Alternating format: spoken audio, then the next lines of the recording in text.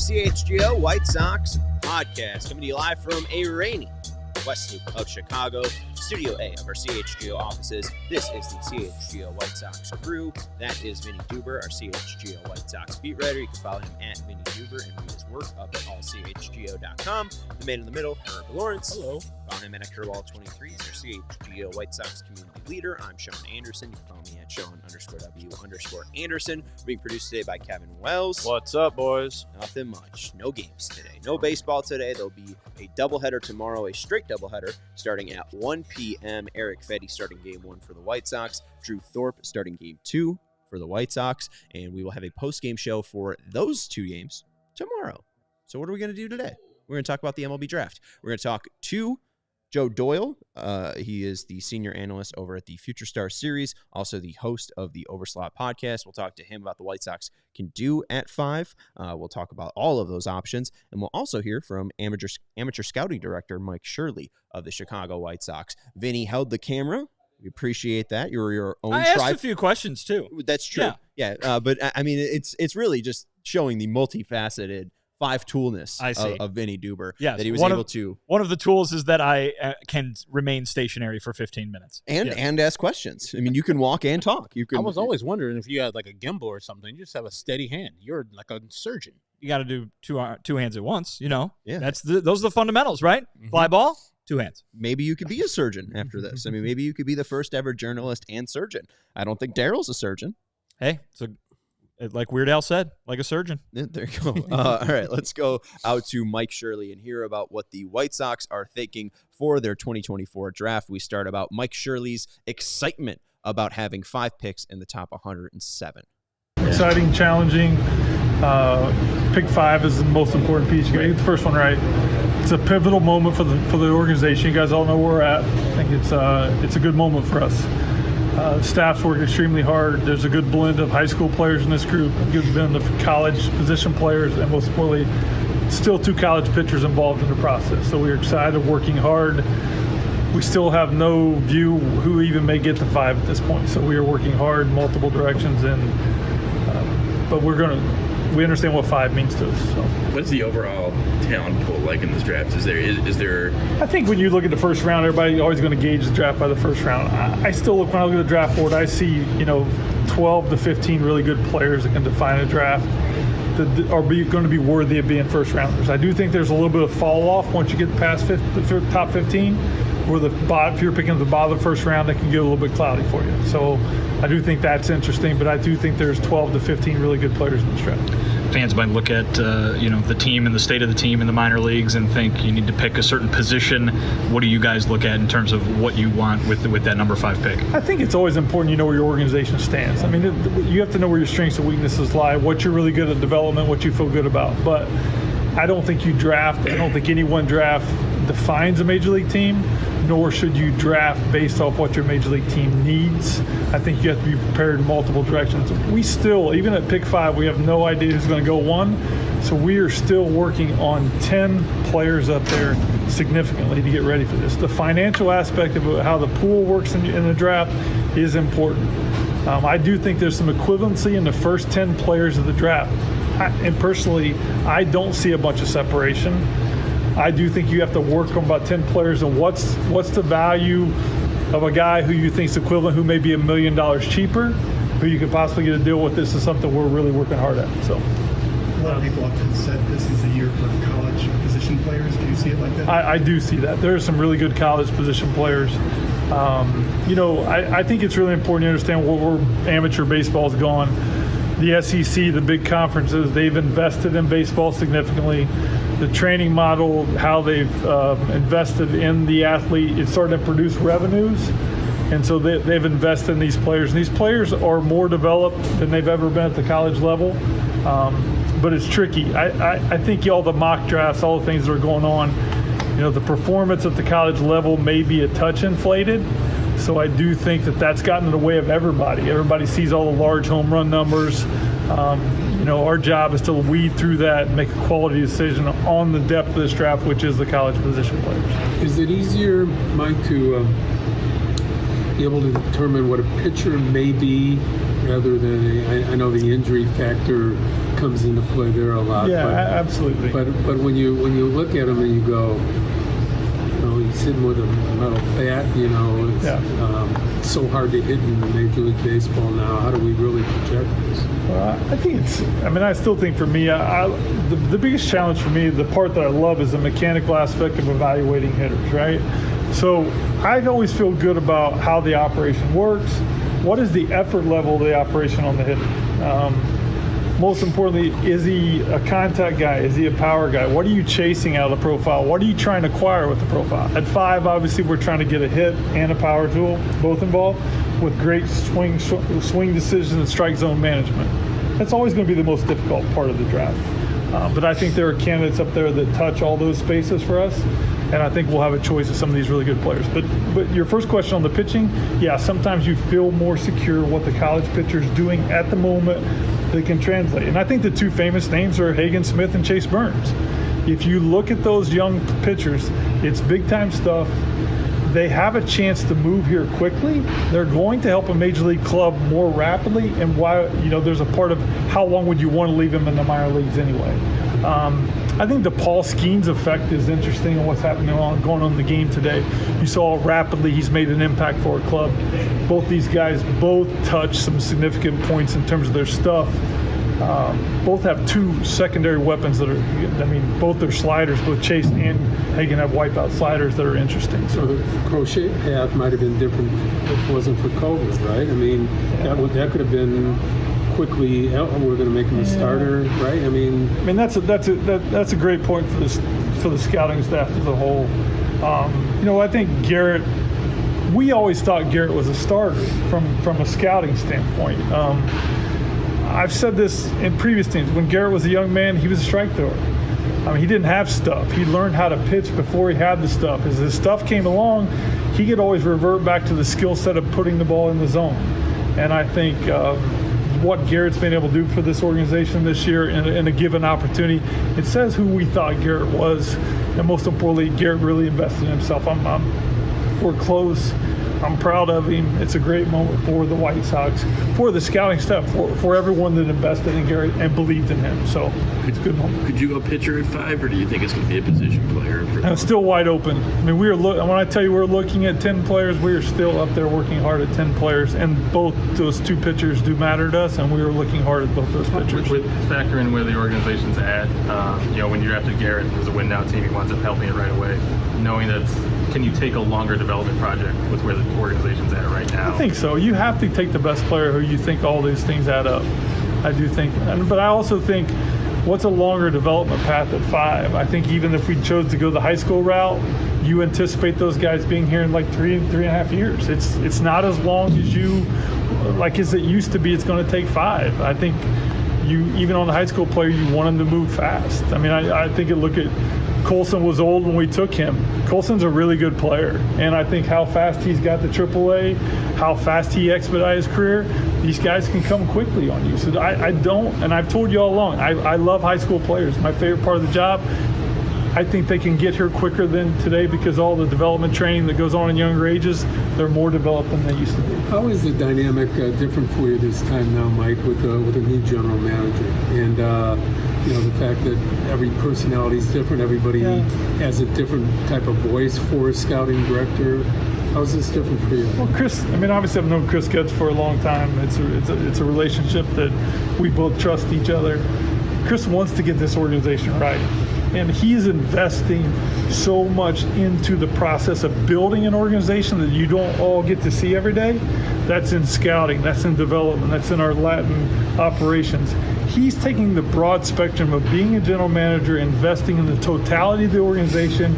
He is fully invested in the draft. He's been a tremendous leader, taking the job, putting us all departments in the right direction. You may not see the output at the major league level right now. He's investing in all departments with his time, effort, and energy to build this place from the ground up, and that's important. And look, now I'm so gracious to the people that were here before Chris to give me a chance to do this. Those guys, a ton of respect for them and graciousness for them for the opportunity they gave me. So is it still a fist fight? Fist fight in the room? Yeah, it gets tough on there. You get emotional people who invest their lives in it. It can get challenging up in that room, as it should, right? People should want to fight for what they believe in, stand up. That's how you build conviction in players. That's also how you challenge each other as a staff, both data analytics, performance, what we like to call research and development today, and then pure evaluations. We're doing all that up there. How much does number 68 help you guys, adding that on? I think it helps. It can help at 43 too. What if we think there's a significant piece to pay a little bit more for at 43? Gives you a little bit more capital to spend. But we're trying to get as many great shots on goal as we can. How many more additional pieces can we add to a puzzle to make a difference? We got to build tomorrow. Our job is to build tomorrow and keep investing in tomorrow, so we're good and get out of some of the space we're in right now. So it really is like a puzzle for you guys. I mean, you look at all of them and you try to fit the we're money trying. in and fit what you we're need trying. and all these. And that's what I mean about what 5 can mean for you. I look at like last year. What George Walcow's doing right now, we only get him because Jacob Gonzalez we had a little space there. So we invested in Jacob cheap at a discounted rate in some ways to get to buy what George is becoming or what's happening now. That is the way you have to be prepared to do this, And Jerry's been great. Jerry Reinsdorf has been great about giving us you get a 5% overage. Jerry's invested in the club that way. He's never been afraid to put his dollars and he's been truly supportive of us building a better tomorrow. So last year you take Jacob, he struggles at Kannapolis at first, but he goes through biomechanical analysis, cleans up some stuff in his leg drive, and takes off. Do you factor that in with some of the projects here of hey, we could make a fix here? I think it's part of the job. Kind of Griffin that way. I think it's part of the job in terms of what we thought Jacob could become. We didn't think that was the finished product, and we got touched a lot. Oh, how'd you take Jacob? Well, we believed in what Jacob could become, not what he was, and we knew what an intelligent baseball player he was and how competitive he was. He wasn't part of a national championship team. He wasn't a starter of Team USA. He hadn't accomplished so many things in life without being extremely competitive and having a straight skill set and mindset for the game of baseball. And I think we're starting to see that. I mean, this is not as perfect as it needs to be. He's one of the better performers of that draft class right now. And we're proud of that with Jacob. What sort of opportunity is this at 5 for the organization to add another top of the line guy like some of the guys that folks are seeing in the minor leagues? It's pivotal. I mean, it's pivotal right now. I think we all feel good what's happening in the minor leagues. To add this piece of what 5 could possibly be to the next wave of this is substantial. It's a must. I understand where we're at. I think the security has asked me, this is pivotal. All the way to Pedro's told me it's pivotal. Jerry's told me it's pivotal. We all know how pivotal this is to get this right. Is there any more pressure because of the new funky way this thing works, and next year the highest you can pick is 10? It's out of our control. I know, but there is, it's a reality that you have to look at. I think, you have to be realistic, but hopefully there's 10 good players in the draft next year. I think at the end of the day, we know we're picking next year. Probably will be 10. You hope there's 10 good players. That process has already started about looking at next year's draft and getting right. Yeah, it's not fair, but it's out of our control. Get 5 right, get 10 right, get every pick right, get every draft right. That's still a chance to add a really good player, though, right? I mean, as someone like Garrett is showing, it doesn't have to be a top 5 selection to be an impact. You have to be. The job is to be good at wherever you pick. We all know what the Major League Baseball draft is. It's a challenge, but that group upstairs, the people on our staff, the support of management, the support of ownership, it's our job to get it right. We'll get it right. We'll work hard to do that. You see a guy like Walco go on a tear like this so young. Do you have to be careful not to get too excited about it, or how do you tell him? How do you deal with what he's going through? Well, first off, what success can do for a young player, it can pave the road for him to keep driving a car. You can never discount what success means. You start tapping into it, you realize, what did I accomplish? What am I able to do? I think George has got the mindset. It's extremely mature. I think that George has a chance to be a significant player. There's still a learning curve that's going to happen, but we gave that kid, we invested in George because we believed he was capable of doing some of the things that he has shown. We had Caglianone, is that how you pronounce his name? Yeah, Jack Caglianone. Yeah, in here, and obviously you've had other ones in here, but could he, if he fell to you at 5 and you decided to take him and it worked out, could he do both? Could he? Yeah, I think there's a part of, we're investigating whether it can be a two-way player. I think we'd be foolish not to do that. He's done it his whole life.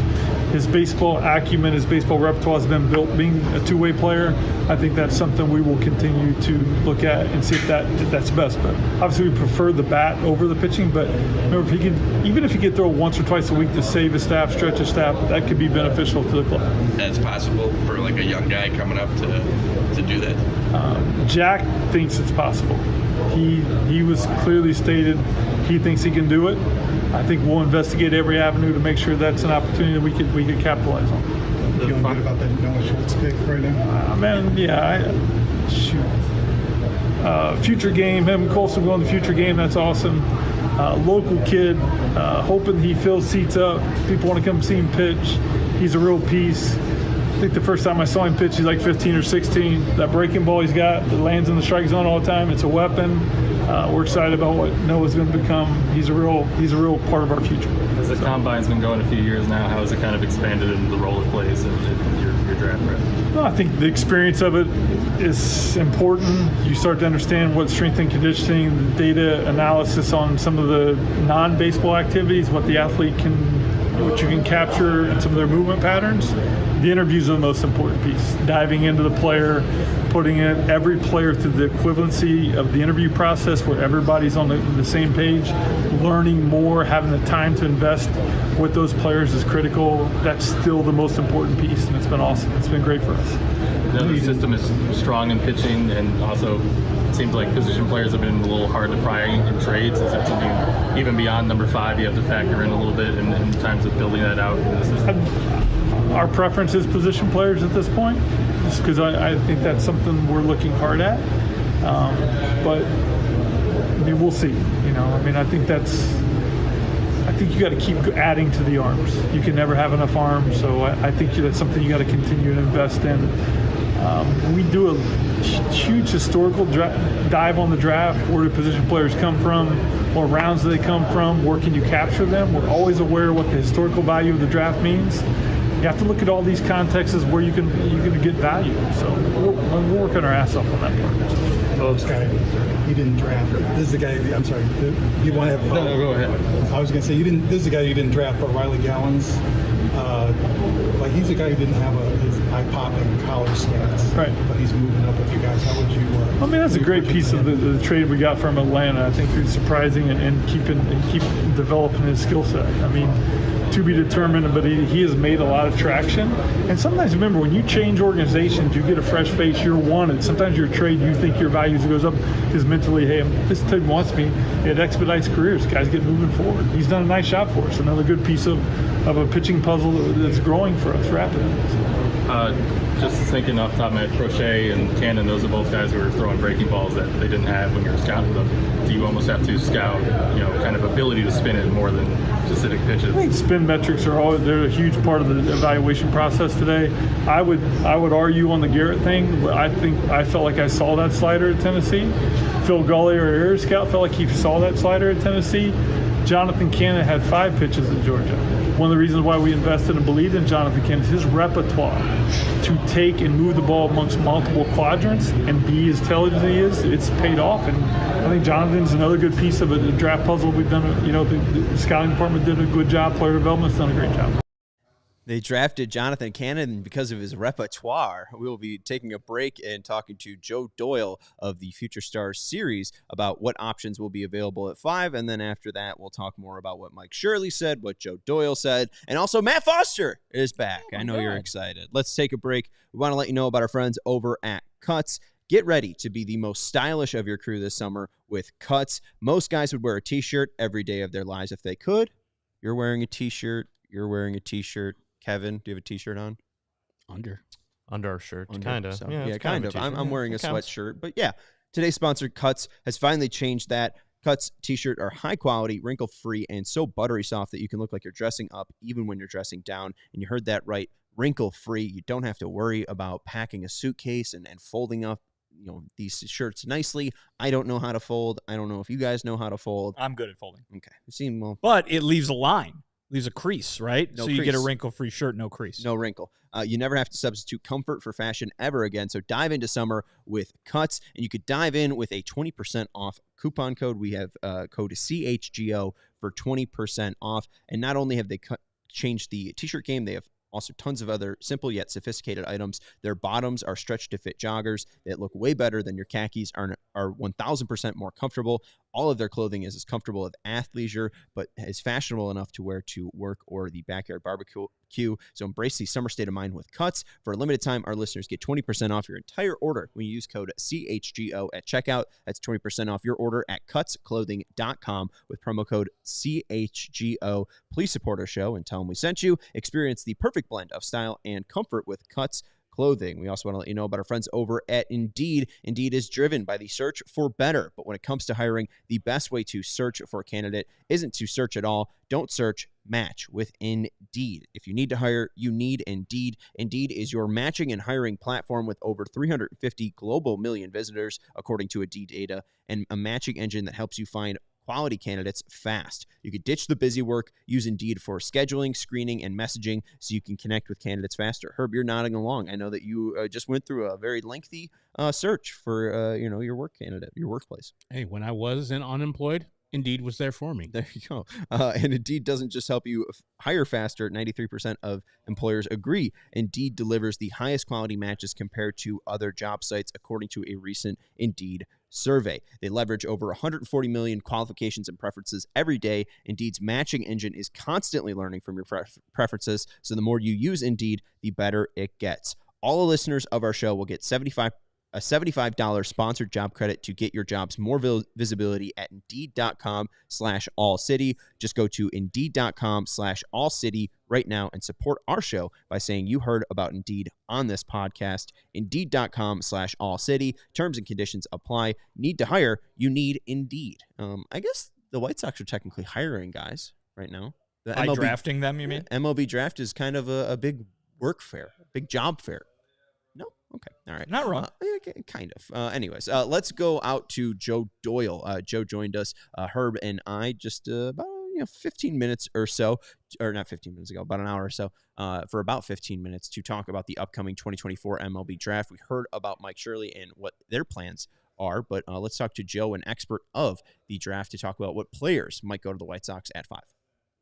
And we're now with Joe Doyle. Joe is the senior analyst over at the Future Star series. He's also the host of the Overslot podcast and a very popular podcast guest now at times.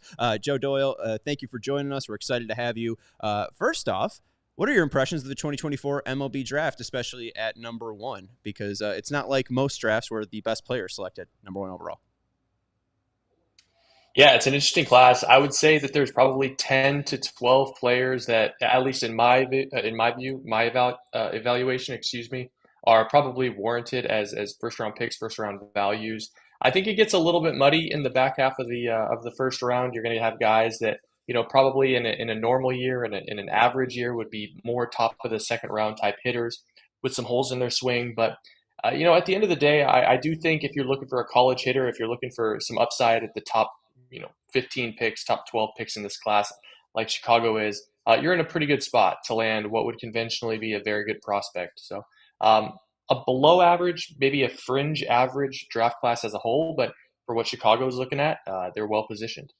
Yeah, and we have to figure out, what's going to happen at 1, 2, 3, and 4 before we know who's even going to be available at 5. What do you think of Cleveland's strategy to maybe go under slot at number 1 and maybe not get the best player overall, but then hit those, second round picks hard? I mean, you said about 12 first round values. Is it smart to get, multiple players here, or is it smart to get the best of the bunch? Well, there's two sides of the coin. So the first side of the coin is in any ordinary year, there would be a shortstop, a high school shortstop available, a high school center fielder available. There'd be, some sort of ace available. There'd be this exceptional number 1 talent that deserves to go number 1 overall, a Bobby Witt Jr. and Adley Rutschman, someone in that echelon, right? That guy doesn't really exist this year. I mean, you're looking at second baseman, which we've never had a second baseman go number 1 overall ever in any class. JJ Weatherholt is a shortstop, but he's been hurt for most of the last 12 months with a hamstring injury. So I think you have to take some caution in that selection. And then beyond that, you're looking at a whole bunch of college first basemen and a couple of college pitchers that do have their warts as well. So in that vacuum, I would say it makes a lot of sense for them to go under slot and take whichever one gives them the biggest amount of savings. But the other side of that coin is when you get into the second, third, and fourth rounds, there's not as much depth in the high school position player bucket as there usually is. There's not, that huge crop of high school shortstops and high school pitchers that you're really excited about. So on one hand, I think responsibly it makes sense to try and get the best deal that you can and try and make a haircut deal there at the top of the draft. But on the other, you look down the board and you're like, I don't know if the quality that you're saving that money for is really going to be hugely impactful. So we'll see what they do. And Joe, I wanted to know, I know usually people don't like drafting first baseman as early as the 5th pick, but you see Caglione there at maybe available for the White Sox, and White Sox fans already kind of been burnt by the Andrew Vaughn experience, even though Andrew Vaughn is coming on as of late. Firstly, what are your thoughts on the player, Caglione? And then secondly, your thoughts on people drafting first baseman overall early in the first round? Yeah, so I would say on Caglione, the first thing that I have to say about the guy is he truly is a unicorn. I mean, the things that he does are unbelievable. I mean, truly, from a numbers perspective, they are unbelievable. We're talking about a guy who swings at 56% of the pitches that he sees. We're talking about a guy that expands the zone 39% of the time. Those are outrageous numbers in any typical year. But the fact that he runs a 9% strikeout rate, 9% as a 6'6" long-armed, long-legged first baseman is nothing short of unbelievable. I mean, from just a typical metrics standpoint, it doesn't make sense. It's hard to get the math to make sense for that to happen. So on one end, I look at it like this guy has some of the most easy, prodigious power college baseball has ever seen. And he missed pretty much his entire freshman year, parts of his freshman year, recovering from Tommy John. So we could have seen even more. But on the other hand, I look at it, I'm like, how much risk, how will this profile translate? You can't think that he's going to be a 9% strikeout guy with that amount of aggression in his swing. So does he end up being a guy that hits 245 with 40 homers and a 35% strikeout rate? I think that's really possible. But I think if you're taking the gamble and you look at this and you think, could this be Matt Olson? Could this be a 290 hitter who just refuses to strike out and still runs into 40 homers? I think that's possible too. So he's one of the most fascinating players that I've ever covered. It's hard to wrap your head around how someone can swing that much at that many bad pitches and just simply never strike out. It is elite hand-eye coordination and elite bat-to-ball skills. You just wonder how it's going to line up against more elite stuff. Well, and I'm also wondering, too, how college bats play into these performances. I mean, we've seen record home run numbers in this college season due to the allowances of BB bats. How much does that go into your scouting? And do you look at the Cape Cod more now because those are leagues that use wood bats? I look at the Cape Cod. I look at Team USA because I think Team USA last summer was a big part of it for CAGs.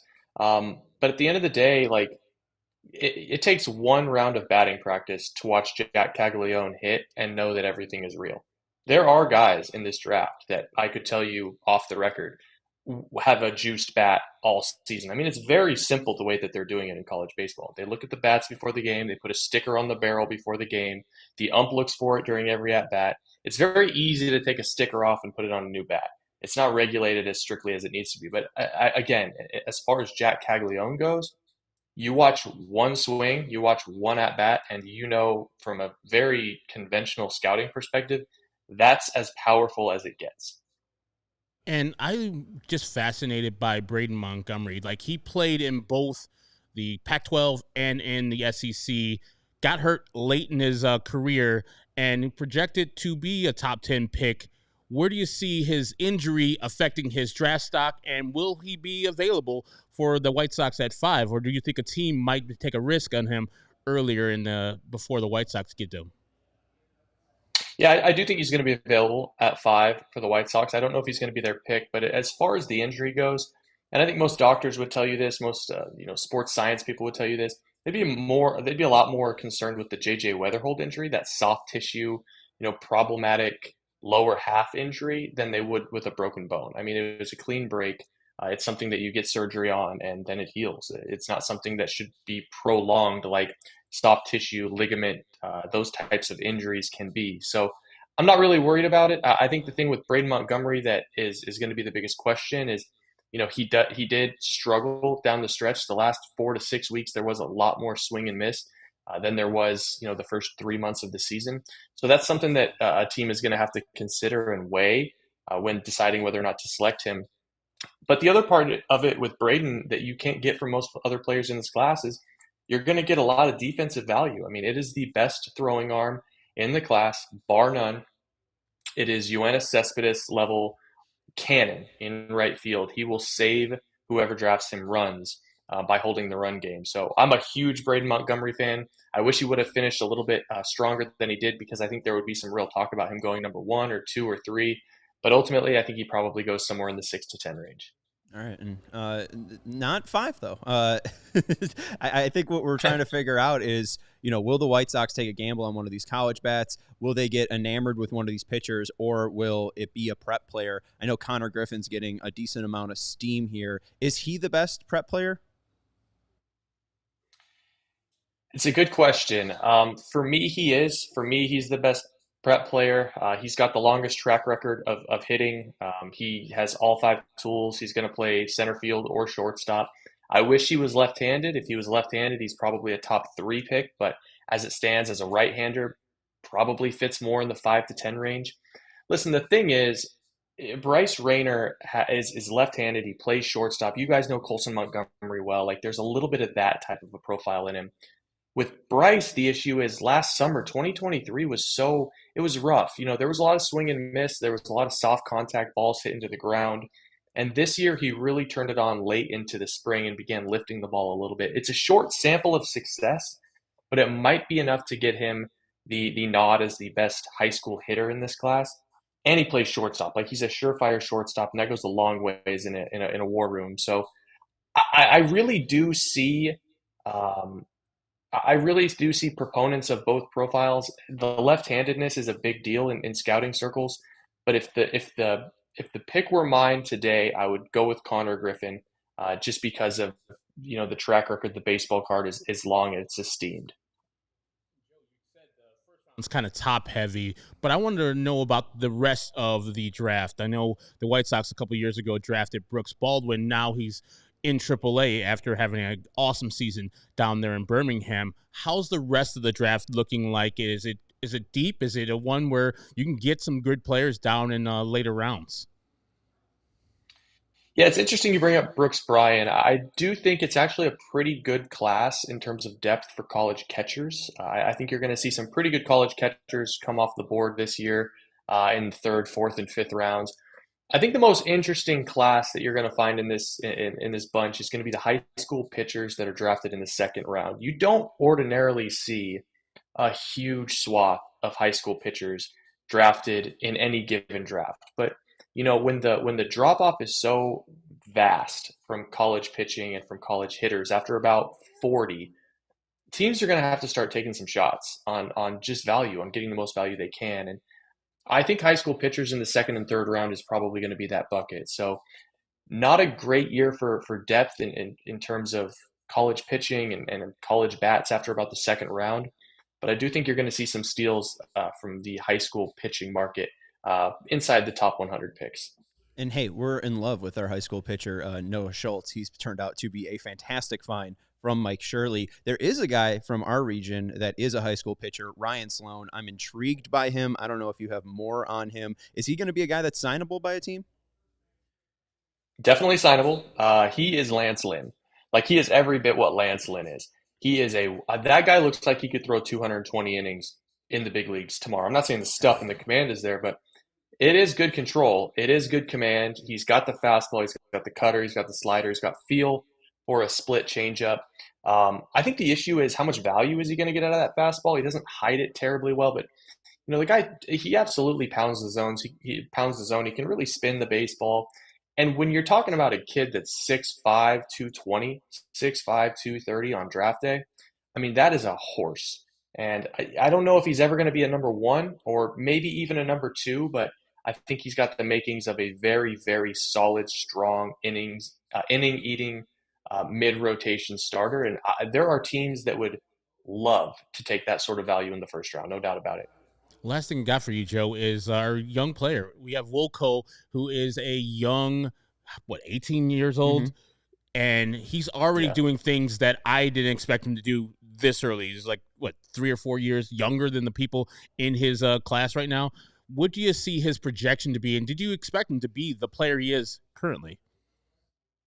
Yeah, Wilcow, one of the most fascinating draft follows that I've ever had. So he reclassifies in late 2022, I believe. And everyone goes out and sees him, myself included. Big, clumsy, still soft body teen. Like he hasn't matured. Like he just doesn't look like he fits in out there. Then he comes out in the spring, and this kid is cut. He's bigger. He's stronger. He seems taller. He just developed over the winter into an absolute monster. And I remember scouts reaching out to me being like, you need to come out and see this kid. Like he has turned into an absolute beast. He looks like an athlete now. Like in terms of what his future looks like with the White Sox, I wouldn't rush him. I mean, he's probably not going to be in the big leagues until at least 2027.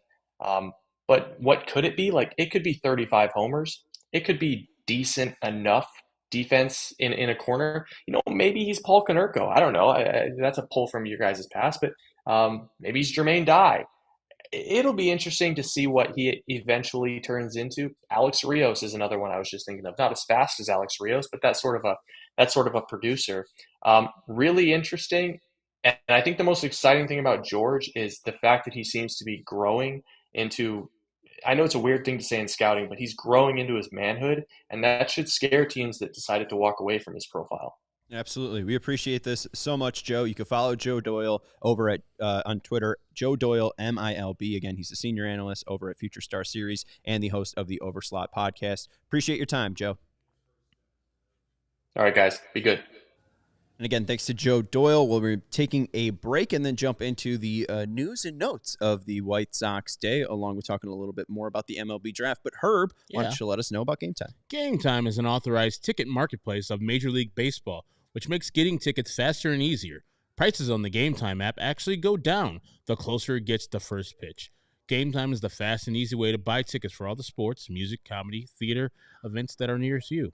With killer last-minute deals, all-in prices, views from your seat, and their best price guarantee, Game Time takes the guesswork out of buying tickets. I've gone to Milwaukee, bought some tickets up there. I exclusively buy tickets from Game Time and then check all the secondary markets and see if there's a seat that is cheaper than the one I just bought on Game Time. Usually there isn't. In Atlanta there was. When I sent that information to Game Time, and within 12 minutes, I got 110% of the difference into my Game Time account. It's the only ticketing app that gives you complete peace of mind with your purchase. See the views from your seat before you buy, so you know what to expect when you arrive. All-in prices show your total up front, so you know what you're getting when you arrive to the ballpark without any of the hidden fees. And they're obsessed with finding you ways to save money on tickets. Game Time has deals right up to the start of the event, and even an hour after that event starts. It's the place to go to find last-minute tickets. And with zone deals like I did in Milwaukee, you pick the section, Game Time picks the seats for an average of 18% savings. Take the guesswork out of buying tickets with Game Time. Download the app, create an account, and use the code CHGO for $20 off your first purchase. Terms apply. Again, create an account, redeem code CHGO for $20 off your first purchase. Download Game Time today. Last-minute tickets, lowest prices, guaranteed. And we also want to let you know about our friends over at Shady Rays. Get ready for the season ahead with quality shades built to last. Our friends at Shady Rays have you covered with premium polarized shades that won't break the bank. Shady Rays is an independent sunglasses company offering a world-class product rated 5 stars by over 300,000 people. Their shades have durable frames and crystal clear optics, making them the perfect choice for all outdoor adventures. Guess you wouldn't need them today because it's raining, but still, hey, maybe you're stuck inside. It's a good time to order your new Shady Rays. And the best part, too, they have hundreds of options to choose from, so you're bound to find the perfect style or the perfect pair to match your style. And the best part, too, if your shades go missing or take an unexpected hit, Don't sweat it. They have the most insane protection program in all of eyewear. Every pair is backed by lost or broken replacements. If you don't love your shades, you can exchange them for a new pair or return worry-free within 30 days. There's no risk when you shop. Their team always has your back with personal and fast support. Exclusively for our listeners, Shady Rays is giving out their best deal of the season. Head to shadyrays.com and use code CHGO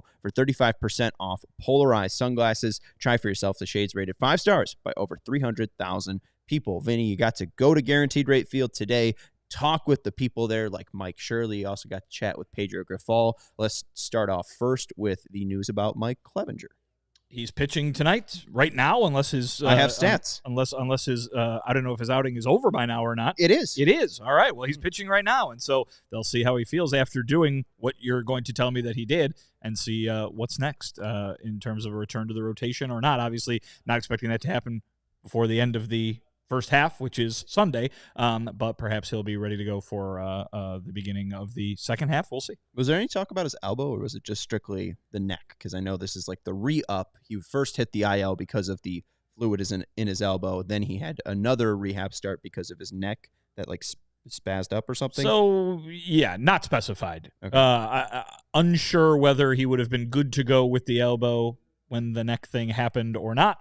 The neck thing was the reason that they had to put a pause on his rehab assignment. So I would imagine the neck thing is gone now if he's able to pitch again, or mostly gone.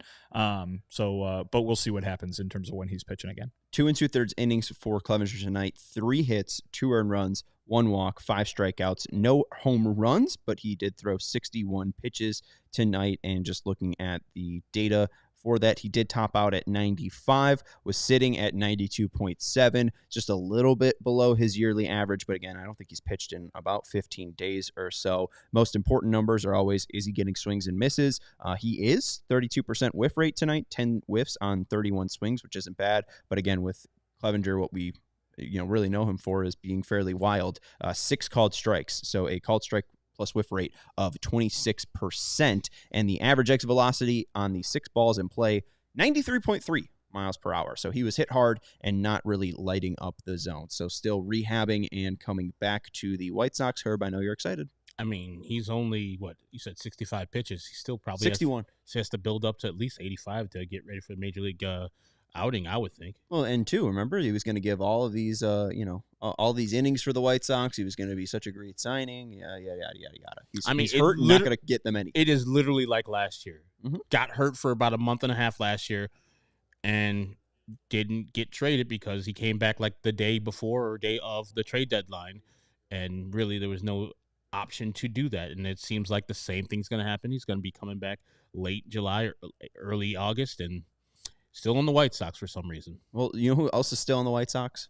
Matt Foster. Still on the 40-man roster. It's true. A part of the 2021 AL Central winning team, along with Luis Robert Jr., Yohan Moncada, Garrett Crochet, Eloy Jimenez, and Michael Kopech. Anyone else? Is that all of them? It might be. Did Tanner Banks play? Maybe Tanner Banks. Oh, Andrew Vaughn. I missed Andrew Vaughn. Yeah. Andrew Vaughn. Danny Mendick. Gavin Sheets. Danny Mendick, Gavin Sheets. Yeah. Okay, so much more than we thought. There's a decent amount there. But one of the last remaining people from the 2021 division-winning team seems like he's back in Chicago. From what you saw, I mean, he's definitely back in Chicago. We saw him today in the clubhouse. Asked whether he would be asked kind of what the deal was with him. He is not expected to be the 27th man for tomorrow's doubleheader. That's basically all we got from Pedro Grifol, who still needed to talk with some folks to figure out what exactly was going on with Matt Foster and what's next for him. Yeah, 6 1/3 innings in his rehab starts. He's pitched in Charlotte and then also in rookie ball in those 6 1/3, 7 strikeouts. He did allow 7 hits, but only a 1.42 ERA. So, hey, your guy, Matt Foster, going to be back. I'm a Matt Foster fan. I'm glad that he is on the mend and eventually coming back. Roll Tide. It's time to bust out the Matt Foster jerseys, maybe get one made for his return. Should be exciting. And then, all right, along with returns, some surprise news, I guess, for Yohan Moncada. I don't know how surprising, but I guess optimistic if you're the White Sox or if you're someone who's itching to see Yohan Moncada back at third base for the White Sox. It seems like he's feeling well enough and that he is, I don't know if made progress is the right term, but has felt good enough of late that they kind of feel confident in kind of pushing him to get back a little bit. And I think I put that out there on Twitter, and a lot of people reacted to that negatively, like, why are you rushing him? Why are you rushing him? Pushing does not mean rushing. I think in this case, the way you can read it is they are confident in his health right now and how he feels, that they feel it's okay and perhaps even prudent to give him a little bit more of a challenge when it comes to the workload. The hope is that he could be back, if not right after, shortly after the All-Star break. Herb, Yoan Moncada played in 11 games for the 2024 White Sox. Baseball Reference has the top 12 players based on WAR created for the team. Yes. Where does Yoan Moncada rank in the top 12 players of the Chicago White Sox? I think he would probably be like 7. It's high. It's actually lower than that. 9th. So Eric Fetty has been the most valuable White Sox with 4 WAR. Crochet at 3.9 WAR is 2. 3rd is Luis Robert Jr. with 1 WAR. This is B WAR, by the way. This is B WAR. Yes. Yes. If you're an F WAR guy, this isn't the conversation for you. Yoan Moncada, I think, is only worth 0.3 WAR on F WAR, and he's 0.4 WAR, B WAR. Well, but I'm just saying, because you read it like that with Fetty higher than Crochet. It's flipped on the other one, yeah. Crochet is, or at least the other day, he was the leader in baseball in F WAR for pitchers, and Fetty, who is doing very well, was still down around 15 or something like that. But in B WAR, Fetty worth more than Crochet. How about that? How the difference between F and B? I think in Fangraphs uses FIP. Yes. So Garrett Crochet has a 243 FIP. Eric Fetty has a 359 FIP. They pretty much have the same amount of innings thrown, 106 and a third to 105 and a third. So it's basically strikeouts are more weighted by Fangraphs. Yeah. So 3rd most valuable, Luis Robert Jr., though. Not super surprising with 1 WAR. He's only played many games either, 38 games. Chris Flexen at 4 with 1 B WAR. Jared Schuster, 5 with 0.8 B WAR. The star in the making, Corey Lee at 6 and 0.6 WAR. Jonathan Cannon, 7 with 0.6 WAR. John Brabia at 8 with 0.5 WAR. And then Yoan Moncada at 9 at 0.4 WAR. 11 games. Jonathan Cannon has what? 6 starts? Does he? And he's on that list? Yeah. At least 6 they starts. Suck. 8 starts for Cannon. 9 games. 45 innings. A little more than I thought. He's played 9 games. I mean, Drew Thorpe is 10. Drew Thorpe has put up the same amount of WAR, basically, as Yoan Moncada. Drew Thorpe has the same WAR as Paul DeJong, and he leads the team in home runs. And has played like every game. You read off mostly starting pitchers. Yeah. And Jared Schuster. The pitching's been decent. Yeah. It's the inability to score runs that has them as a run differential of negative 144 or something. It's pretty disgusting. Speaking, though, of Paul DeJong, he was about to play 3rd base today for the first time as a Major League Baseball player. Look at that. Quite a bit more games than 0, certainly. Played in the minor leagues, well over 100, so not exactly a new thing for him. But yeah, that was going to be an odd infield alignment today for the White Sox. It was a game that obviously didn't happen. We'll see if Pedro wants to go the same route in the doubleheader tomorrow. But Paul DeJong was going to be lined up at 3rd base. Nagy Lopez was going to be lined up at shortstop. And Lenyn Sosa was going to be lined up at 2nd base. Basically throwing your infielders in a blender and mixing and matching there. But the reason given for that by the manager was that the White Sox want to see Lenyn Sosa at 2nd base. I think the logical conclusion there is Yoan Moncada is coming back and he's going to be playing 3rd base. But Pedro said that that's not really the main reason, that adding that they've been impressed with what Lenyn has been able to do offensively. Hey, think of the idea of somebody who can do that offensively playing 2nd base, a position that typically isn't, overflowing with offensive superstars. Maybe they can get something there in terms of the longer-term future. He said when it comes to DeJong, they want to create a little versatility for Paul DeJong. Maybe that has something to do with the trade market, though that was certainly not specified by the manager. It would seem to me, though, that by putting DeJong at 3rd base, you're showing off that he can do a little more than just play shortstop and hit home runs. But like I said, we'll see if that continues over the course of July or if that was going to be a weird one-time thing. We'll see what happens.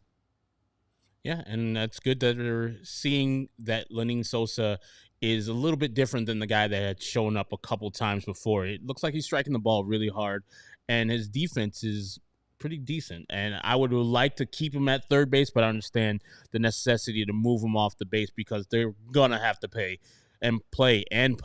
Yohan Moncada when he comes back. So there's no reason not to like the move, and I hope Paul DeJong does well at third and enjoys his brief time as a White Sox, because if Lenine can stick at second base, I wouldn't be opposed to him being that guy next year. Well, I mean, and that's kind of where a hole would be maybe next year if you're really projecting ahead and you think Colson Montgomery is going to be playing shortstop and you think Brian Ramos is going to be playing third base on like the opening day roster in 2025. We'll see if that's how it pans out. But Lenine Sosa, where are you going to put him? And they might not have an immediate answer at second base in terms of a veteran like Nicky Lopez has been this year or anybody else in the minor leagues until maybe Jacob Gonzalez gets a little bit more time down there in the minors.